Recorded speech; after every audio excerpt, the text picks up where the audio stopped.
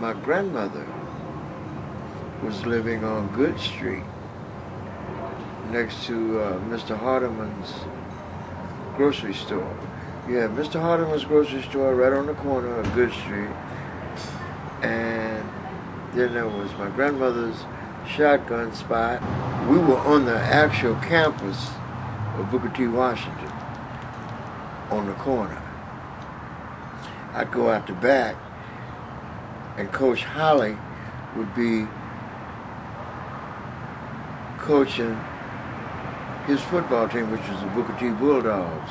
Ernie Banks was pretty much a superstar wide receiver at that time.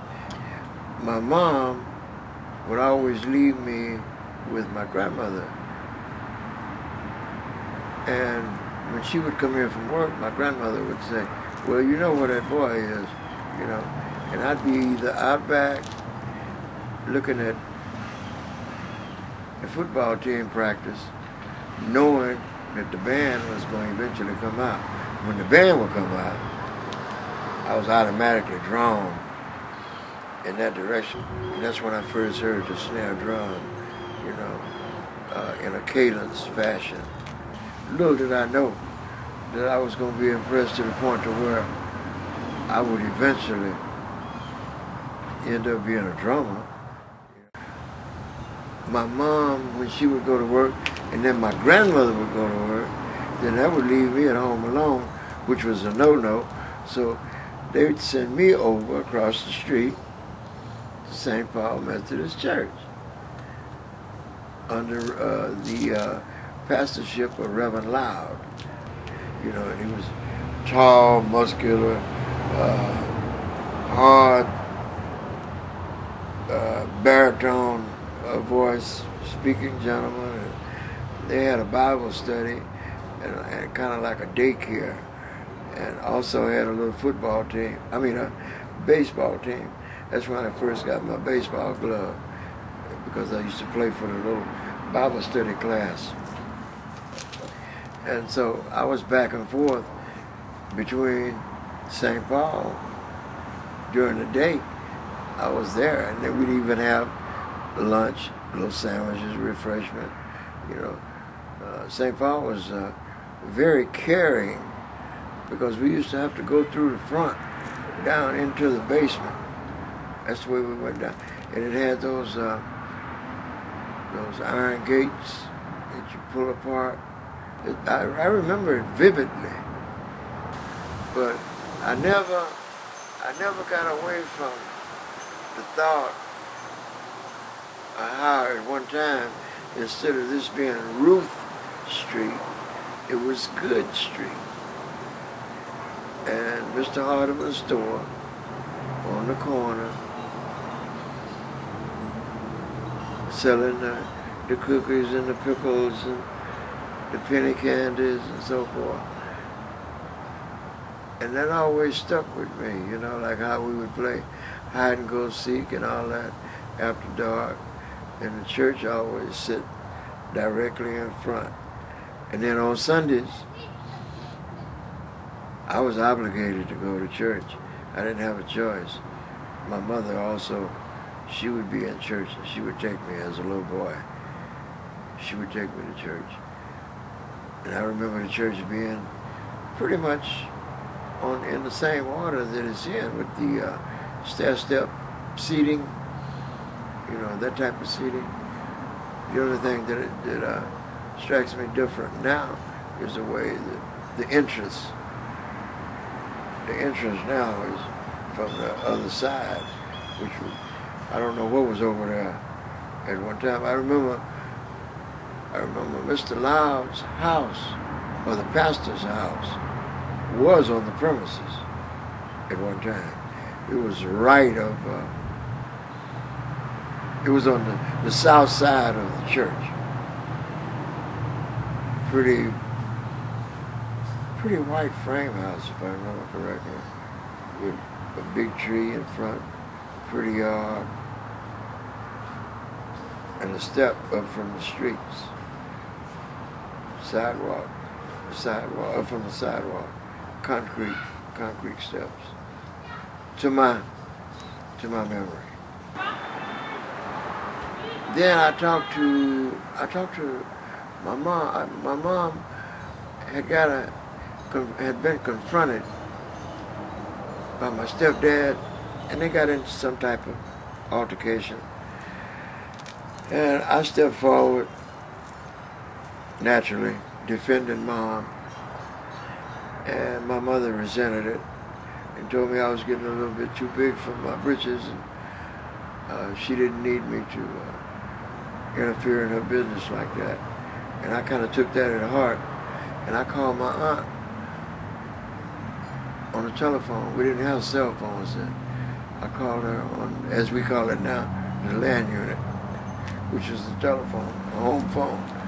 And my aunt said, well, nephew, if you can get out here, I'll take care of you. I said, okay. It's raining cats and dogs that particular moment.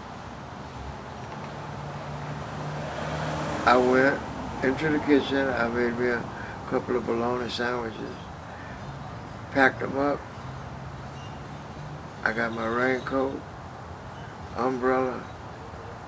I put the clothes on that I had on my back. I didn't have a dime in my pocket, but I left walking. I made it all the way to, they call it Riverfront now. It's industrial then. I made it all the way there to Industrial and 30. And there was this 18-wheeler that was parked right there at a store. And I asked him which way was he going, and he said, son, I'm going all the way to California, Los Angeles, to the truck depot. That might be a long ways for you. I said, it's exactly where I'm going. So bam, time passed by. I'm 17 now. Boom. Joined the Navy, ended up in San Diego. Got exposed to the jazz scene out there. Started going over to the college, hanging out with some of the musicians, even trying to play with some of them. In the meantime, I'm still listening, and I'm still practicing on the back of album covers with brushes, and practice on the practice pad with sticks, or anything else I could hit. And I was located in I got stationed in San Diego, and was located in a remote area where they had a piano and they had an old piece of drum set. And so there I was again, still associated with some kind of music instrument. Oh, and by this time also, I'm married. I already had, when I turned 17, I already had 2 kids. And that was another motive I went into service, because I wanted to be able to provide for them, which is what I did. And after I married a beautiful chick named Norma. She was my childhood sweetheart. And so they ended up in California, San Diego, with me. But I'm still exposed to some bad elements, the drugs. At the age of 21, I had already got exposed to the drum scene, the music scene, touching on it, but not really focusing and being totally dedicated. But I could struggle through a tune. But anyway, I get busted. At the ripe age, 21, I get busted. We were in single cells.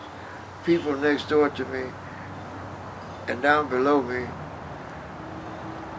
they hated me, but they loved me all at the same time. And they knew that I loved jazz music, and they knew that I was trying to be a drummer, and they tolerated me beating on books, stools, doing whatever it was to try to come up with a rhythm or practice some kind of exercise. During this course, I come in contact with other professional drummers, saxophonists, bass players, and they thought enough of me to educate me verbally, or Johnny on the spot in the way of me playing with them in the band room, because there were drums, there were bass and piano, and when anybody could play, that's where I wanted to be. Out on the yard, over in the education area. I was sentenced to Solitaire, California, incidentally. You know, musicians from the Bay Area would come in and perform concerts, and I had upgraded my talent well enough that I could sit in and play with them. And the institution was proud that they had a musician there that could hang with the big boys when they would come in and do a concert. So, upon my release to Los Angeles, first thing I want to do is give me a job, give me enough money to get a set of drums. This is like, we're talking about 1962 now. I'm an adult. I'm 24, 25 years old, somewhere thereabouts. Everybody that's anybody is coming to this club right around the corner from me. It's called the It Club on Washington Boulevard. Miles Davis, John Coltrane, Oscar Peterson, George Braithwaite, Yusef Lateef, anybody that's anybody, Jazz Crusaders. Oh man, it's just Harold Land, Frank Butler, Philly Joe Jones and group. Met Tony Williams when he was just a little kid and wasn't even old enough to have a card to where he could play. He had to slip and play. Anyway, I met a drummer named Frank Butler. And Philly Joe was out there at that same time. I met Philly. Philly just took a liking to me. And the feeling was mutual. And same way with Frank. And Frank and Philly were real tight and close. And Frank was working with this beautiful tenor player named Harold Land. And Harold had just come off the road with the late great Clifford Brown and Max Roach. So Harold was really on the map as a giant. And I'd make all the rehearsals with Frank. But Frank, unfortunately, had a drug problem. Sometimes he couldn't make the rehearsal, but I'd be there. So Harold would tell me, set your drums up there and make the rehearsal. So I learned Harold's book. After learning Harold's book, then Frank ended up getting busted. I got the gig with Harold every time. Harold had a gig, and it was an independent gig, he'd give me the call, because he knew I knew his book, and he knew I was going to be trying with all my might to play the best I possibly could, to be supportive of what he was doing. And he knew that Frank had really laid it to me and give it to me, and Philly had really laid it and give it to me. And they knew that my playing was going to be reflective of Philly Joe Jones and Frank Butler, two of the greatest drummers that exist in the world, even to me today. So, I said all that to say that I got exposed to a lot of beautiful cats. Hamp Halls, Leroy Vinegar, everybody that could work at the It Club at that particular time.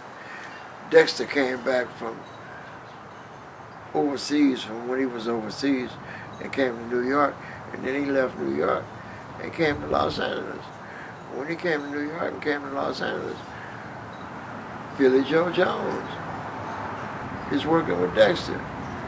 But Art Blakey, Bill Douglas, Shelly Man, Charlie Percept, they had to go to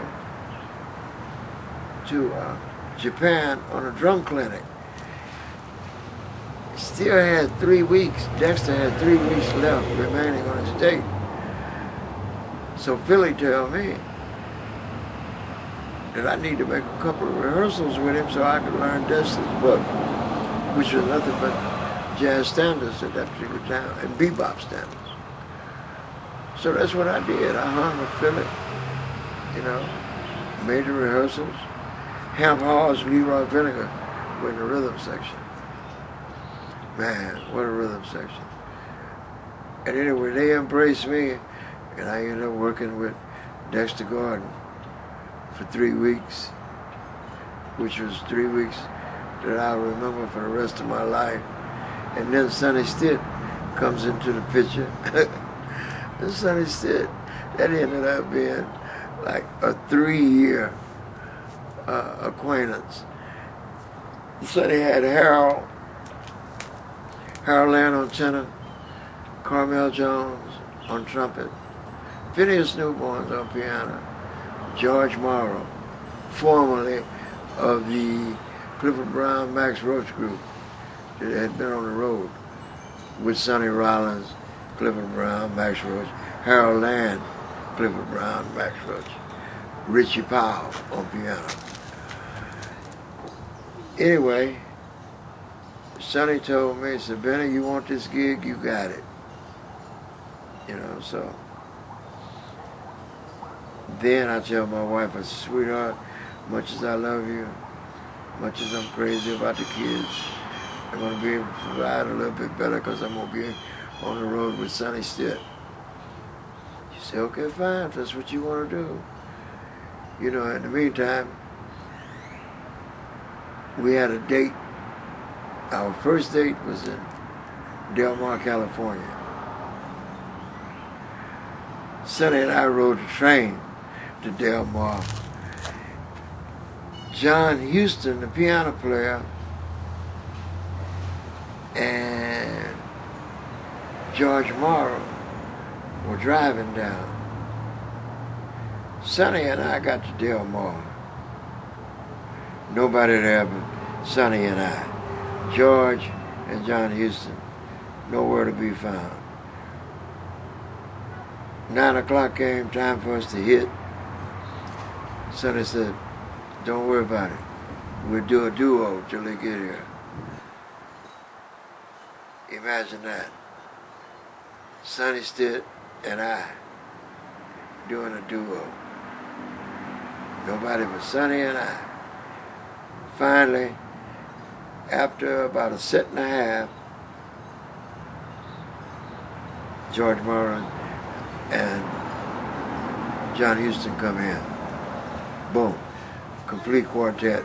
We end up completing the night to a capacity crowd, had an after party, blah, blah, blah. It was just a one-nighter. We go back to Los Angeles, work at the Ear Club for 2 weeks, leave the Ear Club, go to Jazz Workshop in San Francisco, playing opposite Cannonball Adderley and his group. Anyway, while we were there in San Francisco, which is the same period of time that Art Blakey and them were getting ready to go to Japan, opening night, I look out into the audience. I'm looking in the faces of Max Roach, Art Blakey, Charlie Purcell, Bill Douglas, Shelly Manne. Billy hadn't got there yet. I tell Sonny, all these great cats out there, man. I said, man, how am I going to handle this? And Sonny said, it's your gig, no sit-ins, play your gig, it's yours. That's what you're getting paid for. George Morrow, the bass player, beautiful cat, lovable cat, told me, he said, Benny, don't worry about it. Just play Benny Medina, do what you do. Same way with Phineas. Phineas said, don't worry about it, baby. Do what you do. you got it. Anyway, I managed to struggle through the night. My nerve got stronger as the night progressed.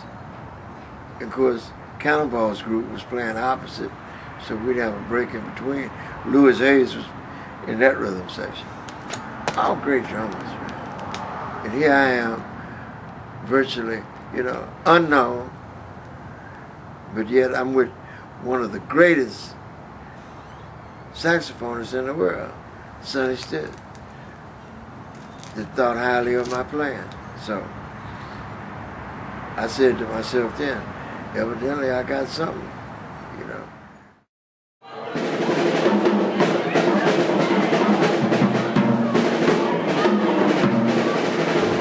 Oh man, that is,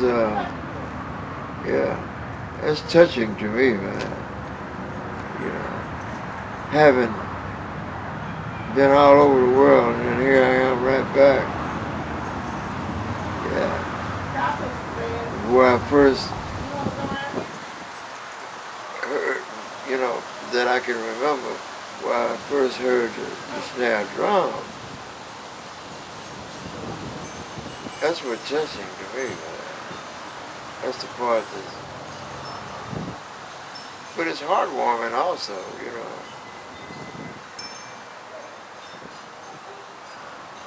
to know that I'd be performing. I mean, say like, let's just say 70 years ago. How could I have had any inkling that I'd be performing in this church, man? With my own group. A jazz concert.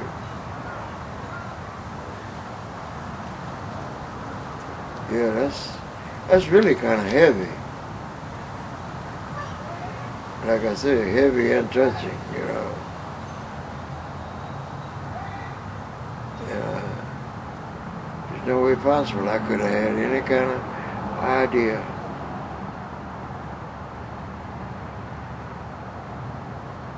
But all I can say is beautiful, though. Yeah. And with an all-star group.